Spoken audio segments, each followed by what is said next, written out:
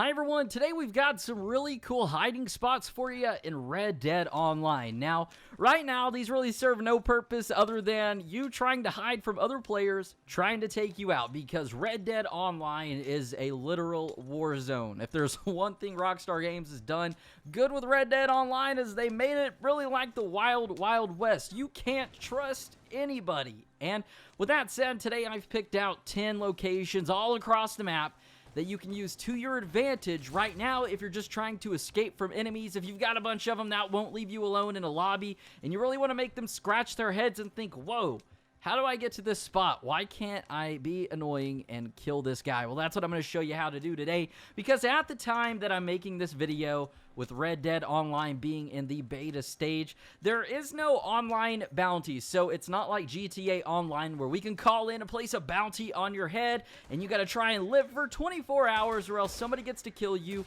and gets money for killing you. We don't like to give things away for free, so unless Rockstar adds that in at a later time, these are just some cool spots that you can hide, play hide and seek with your friends. You can just, like I said, make them think, what in the world is going on here? So all 10 of these locations are time-stamped in the description if you do want to check those out. But with that said, let's go ahead and jump right into these Red Dead Online hiding spots.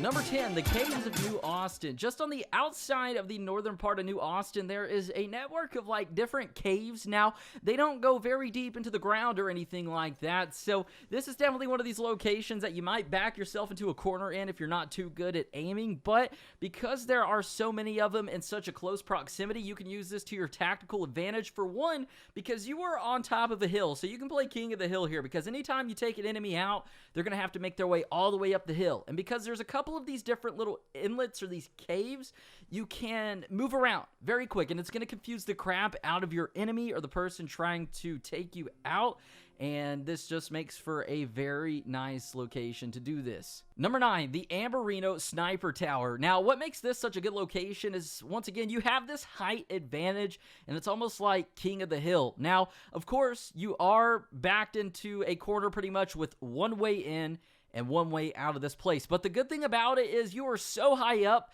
that nobody can really throw dynamite or fire bottles or Molotov cocktails at you in this location, because you're so high up, and for the most part, it's going to be hard to fit these dynamite sticks or these fire bombs through the little crevice to make it inside of here to take you out. So really, if you were good at aiming, just like the New Austin Caves, you are going to be defending this location for so long that it's just going to make your enemies say, you know what, forget it, we're going to leave this guy alone. Number 8, in the westernmost point of West Elizabeth, we can find Devil's Cave. This is definitely one of the more popular locations in Red Dead Redemption 2, but what's cool about this location and this series of tunnels, caves, twists, and turns inside of this mountain is that there's a location inside of here that has only one way in and two ways out, and because of this location, you are basically shielded off from anybody else, and it's a bit tricky to get up in here. So once you're inside the cave, you make your way to the part where the devil actually comes out and talks to you in story mode, and you can jump up on a rock, and from here, you can vault over onto this like platform, and you can get up in this area that shields you from the rest of the cave. So if somebody wanted to actually try to take you out, dynamite won't work, cocktails won't work. The only way to get you is to climb up on this rock and try to vault or leap over to where you are. And while somebody's taking the time to do that, you have all the time in the world to literally shoot at them, miss 20 times, reload, and actually take them out. Number 7, the Bigfoot Cave. Now, this is home to a pretty cool Easter egg in the story mode of Red Dead Redemption 2, but I'm surprised that Rockstar didn't patch this, because this can definitely be an overpowered location, but it really doesn't require any glitches. All you gotta do is kind of morph your way up onto this ledge. There is an invisible barrier there, but like I said, I don't really consider this a glitch, because you can just run up this wall and eventually you will slide up it, and you will be on this invisible barrier, this just like platform of rock. And what you can actually do is make your way inside of this cave, and once in here, you're pretty much going to be invincible. Nobody's going to be able to take you out. Dynamite sticks are going to be non-effective at all. There's no way anybody can get you unless they make their way up this rock, which if you get lucky, probably 1 out of 50 times you're going to make it on your first try, but it's going to take a little bit, and you're finally going to make it up there. So nobody's going to have the time to make it up here and take you out unless you just absolutely suck at the game. Number 6, the Dinosaur Bone Cave. So this is the location of a dinosaur bone in the storyline. But if you actually go to this cave in online, it's this very long, narrow cave. That's what she said. Okay, I always have to throw that one of these videos. But what's cool about this cave and how you can use it to your tactical advantage in Red Dead Online if you got assailants trying to take you out is, well, basically from the outside looking in, all you see is a black abyss. You can't see inside of this cave from the outside, but once you're inside the cave, you can see the light of day perfect. So if somebody's trying to take you out, they're not going to be able to see you from the outside, but from the inside looking out, you could easily lock on and take these guys out. Another bonus to this place being so long and narrow is the height. I think you have to crouch to get in here. So there's no way anybody can like toss some dynamite to the back of this cave or any Molotov cocktails, so that protects you and shields you from that. Number 5, Mexico. Yeah, that's right. We're going to go to Mexico for this one because we're going to be definitely really safe over here. Now, we're not going to be glitching into Mexico. We're simply just going to be crossing the Sea of Coronado from New Austin into Mexico. And this is actually the location of the first glitch that allowed us to get to Mexico when Red Dead Redemption 2 first came out. It's now patched, but we can actually go to this ravine.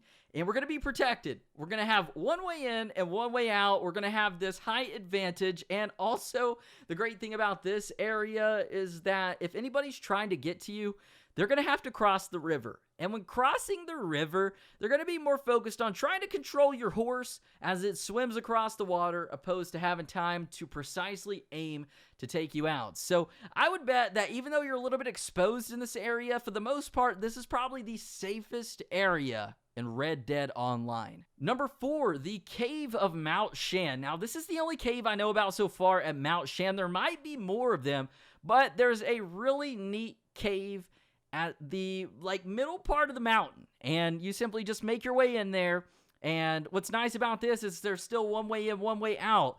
But you can almost have your enemies chase you in circles if they get in here. But one great thing about this cave that not many people are going to know once coming across it is, for the most part, I don't think a lot of people are going to take the time to think, wow, I need my lantern to go in here. So people are going to run up in this cave, guns blazing. But since you're already in here, you've got a nice vantage point. Well, you might have your lantern, you might not, but you're going to see these guys coming in because once again, just like the Dinosaur Bone Cave, you can see these guys when they're coming in. Your eyes have already adjusted to the darkness, but these guys aren't going to know what's happening. They're not going to know where you are or anything like that.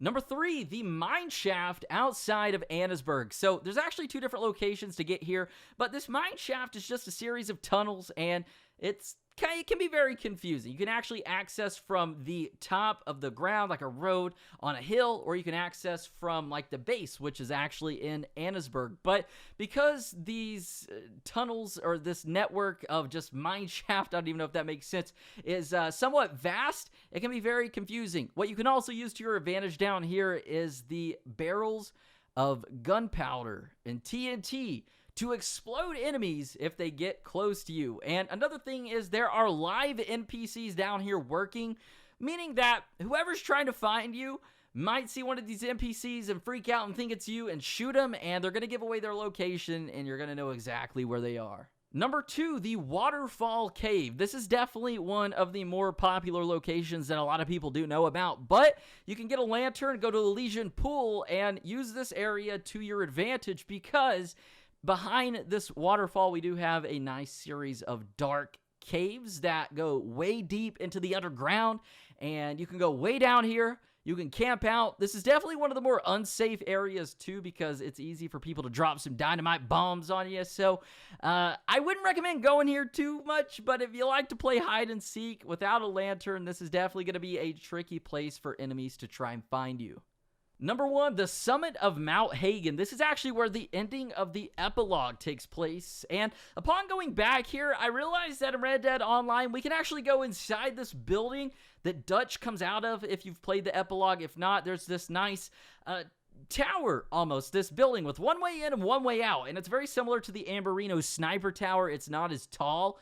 But once you make your way up here, you have a nice panorama of pretty much the whole map, and you're going to know when enemies are coming towards you because they actually have to come down a hill, and that's really the only way to get to you. So you are definitely going to see them coming. You have lots of cover, whereas they are actually exposed to the elements. So with that said, those are actually 10 really cool hiding spots that you can use to your tactical advantage in Red Dead Online, whether it's to play hide and seeks, whether it's to stump those annoying assailants, or if Rockstar ever implements bounties, these are going to be great bounty hiding spots to really just piss your enemies off. So if y'all enjoyed this video and learned about at least one brand new hiding spot that you can use to your advantage in Red Dead Online, well, hopefully I can earn your thumbs up and your subscription. But with that said, I'm Zach Cox. Thank y'all for tuning in, and as always, I hope to see you in the next video.